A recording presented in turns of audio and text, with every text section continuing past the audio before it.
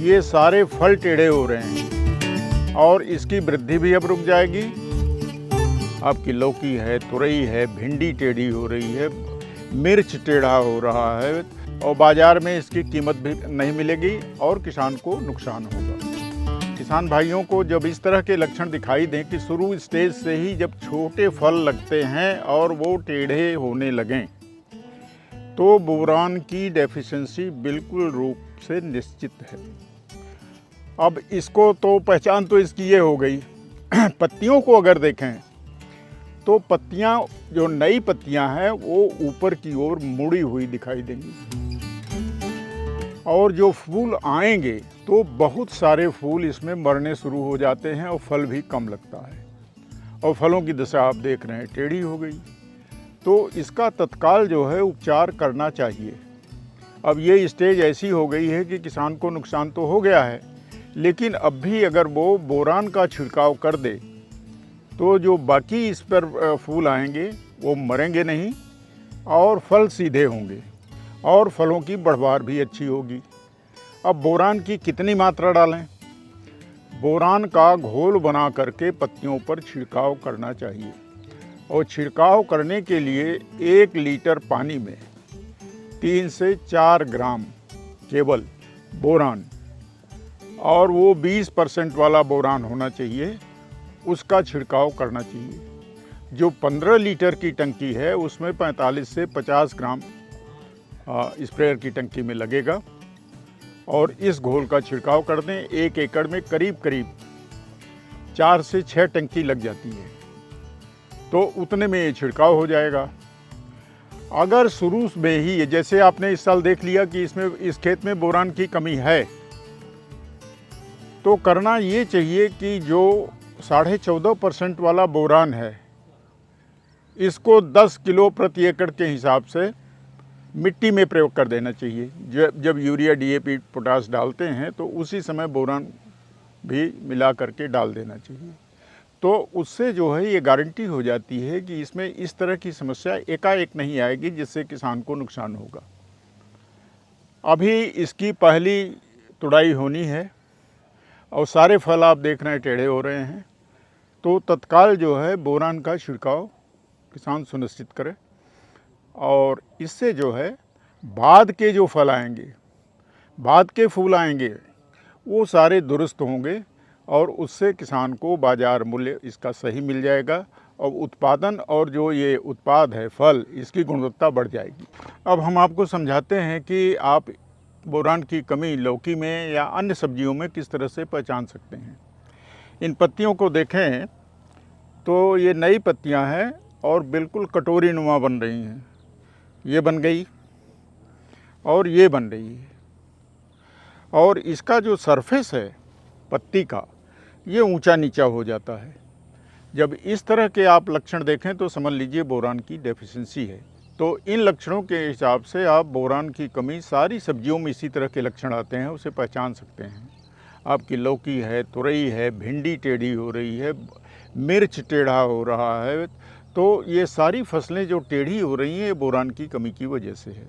अगर एक छिड़काव से आप देखते हैं कि थोड़ा सुधार हुआ है या आधा सुधार हुआ है, तो आप 10 दिन बाद दूसरा छिड़काव अवश्य कर दें और उसी मात्रा से एक टंकी जो 15 लीटर की है उसमें 45 से 50 ग्राम जो है वो बोरान 20% वाला मिलाएं और उस घोल का छिड़काव करें। अब इस खेत में आप देखें तो पोटाश की ऐसी भयंकर कमी है कि पूरी पत्तियां, वैसे तो ये देखा जाता है कि पोटाश की कमी के लक्षण पुरानी पत्तियों पर आते हैं और आते कैसे हैं कि ये जो पत्तियां हैं इनका जो आगे का भाग है ये पीला पड़ता है और फिर यहीं से ये झुलस जाता है बाद में। तो किसान समझता है कि इसमें कोई रोग लग गया है और दवा का प्रयोग करता है, लेकिन इस तरह से किसान आसानी से समझ सकता है कि ये पोटाश की कमी की वजह से है और इसमें फूल भी कम आएंगे, फल भी कम लगेंगे और फल जो है इस तरह का हो जाता है कि ये देखिए छोटा ही है, ये बदशकल हो रहा है, ऊंचा नीचा, इसकी सरफेस एक जैसी नहीं है। अब यहाँ पर ये ऊपर का पतला है, नीचे का गोला है, तो इस तरह से फलों का आकार जो है वो बदशकल हो जाता है।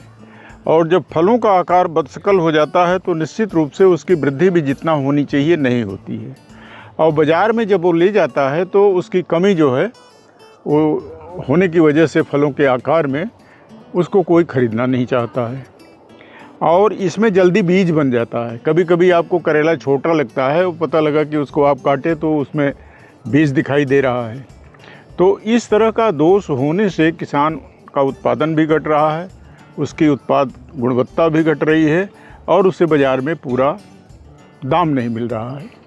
अब ये खड़ी फसल है, इसमें फूल भी हैं, फल भी आ रहे हैं, तो इस खड़ी फसल में पोटाश का सुधार करने के लिए करना क्या है किसानों को कि इसका पोटेशियम सल्फेट आता है जिसमें पोटाश भी है और गंधक भी है, इसका घोल बना करके पत्तियों पर छिड़काव करें। अब मात्रा क्या होनी चाहिए, इसका 1% का घोल बनाया जाता है। इसका मतलब ये है कि 1 लीटर में 10 ग्राम, और जो 15 लीटर की टंकी है उसमें 150 ग्राम एक टंकी में, इतना मिला करके और उसका छिड़काव करें। अब 1 एकड़ की अगर इस तरह से फसल है तो कोशिश ये करें कि ऐसा छिड़कें कि ये जो बितान बना हुआ है इसके ऊपर भी छिड़काव हो जाए, और एक छिड़काव के बाद निश्चित रूप से ये पत्तियां जो पीली पड़ गई हैं ये तो ठीक नहीं होंगी, लेकिन और जो पत्तियां आ रही हैं निश्चित रूप से उसमें पोटाश की कमी नहीं होगी।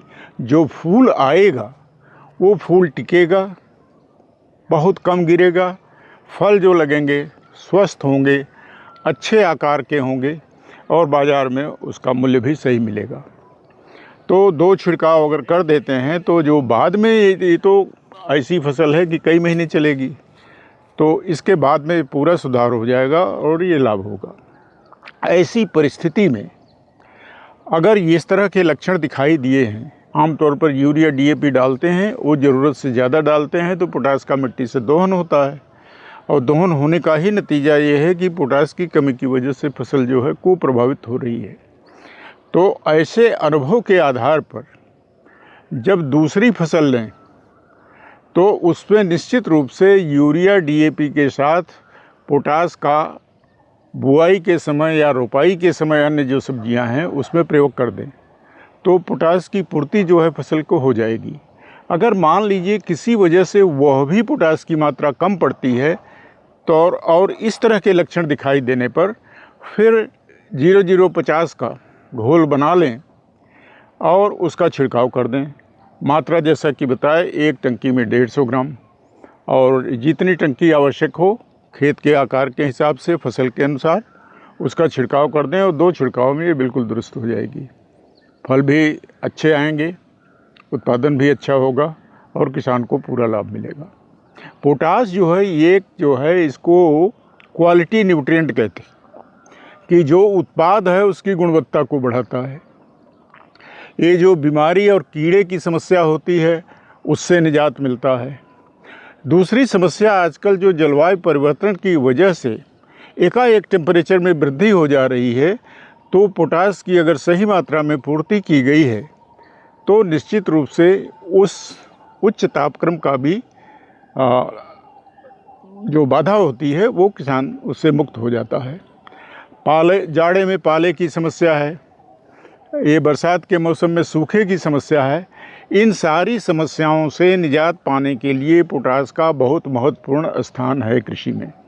तो हमारा कहना है किसान भाइयों से कि बुआई से लेके या फसल की रोपाई जब करते हैं उसी समय से अगर आप सावधान रहेंगे और नाइट्रोजन, फास्फोरस, पोटाश का संतुलित प्रयोग करेंगे तो आपके खेत में जो फसल होगी स्वस्थ होगी, अच्छी होगी और आपको पूरा लाभ मिलेगा।